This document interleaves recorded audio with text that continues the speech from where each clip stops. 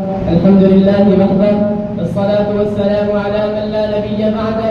أما بعد فأعوذ بالله من الشيطان الرجيم. بسم الله الرحمن الرحيم. قال الله تبارك وتعالى في الكلام المجيد والفرقان الحميد: سبحان الذي أسرى بعبده ليلا من المسجد الحرام إلى المسجد الأقصى الذي باركنا حوله لنريه من آياتنا إنه هو السميع البصير. صدق الله مولانا العظيم وصدق رسوله النبي الأمي الكريم ونحن على ذلك من الشاهدين والشاكرين والحمد لله رب العالمين.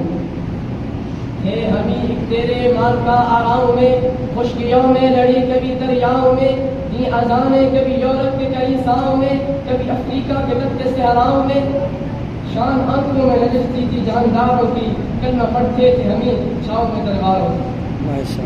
احباب ذی وقار، ارباب علم و دانش، میرے قابل قدر اساتذہ کرام اور عزیز ہم مکتب ساتھیوں، السلام علیکم ورحمۃ اللہ وبرکاتہ. وعلیکم السلام ورحمۃ اللہ. آج میرے دل کی گہرائیوں میں جو آگ بھڑک رہی ہے وہ فقط میرے نہیں بلکہ ہر صاحب دل مسلمان کے سینے میں جل رہی ہے. آج میں صرف ایک قوم کی کہانی نہیں سنانے آیا، میں آج انسانیت کی لاش پر پڑے اس مظلوم فلسطینی بچے کی چیخ بن کر آیا ہوں جو مٹی کے نیچے سے دنیا کو پکار رہا ہے کہ ہمارا خون اتنا سستا ہے.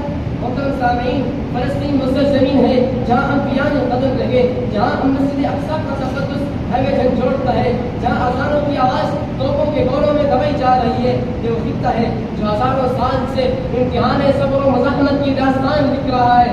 لیکن اے اہل زمین، کیا تم نے اس تاریخ ستم کو کبھی غور سے پڑھا؟ کیا تم نے وہ تصویریں نہیں دیکھی جن میں ماں اپنے بچے کی لاش کو گلے لگا کر چیخ رہی ہوتی ہے؟ کیا تم نے ان آنکھوں کو نہیں دیکھا جن سے آنسو نہیں اور خون بہہ رہا ہے؟ لیکن ستم کی اس داستان میں ایک اور چیز بھی چھپی ہے اور وہ ہے مزاحمت. جہاں فلسطین صرف مظلوم نہیں، فلسطین سر بلند ہے.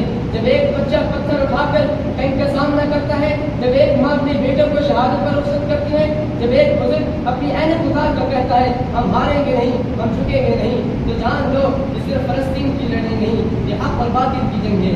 یہ وہ مزاحمت ہے جو ہمیں یاد دلاتی ہے کہ غیرت ایمانی ابھی باقی ہے. یہ پیغام کہتا ہے اگر دنیا کے ایوان اقتدار اندھے اور بہرے ہو چکے ہیں تو بھی حکومت باقی ہے جو جاگ سکتی ہے. محترم سامعین، ہماری خاموشی بھی گناہ بن چکی ہے، ہماری لاتعلقی بھی جرم ہے. یاد رکھو اگر آج ہم نے فلسطین کا ساتھ نہ دیا تو کل تاریخ ہمیں معاف نہیں کرے گی. لہٰذا اٹھو، قدم اٹھاؤ، آواز بلند کرو، سوشل میڈیا کو ہتھیار بناؤ، دعاؤں کے ساتھ ساتھ شور کی جنگ لڑو کیونکہ فلسطین کا لہو ہمیں پکار رہا ہے.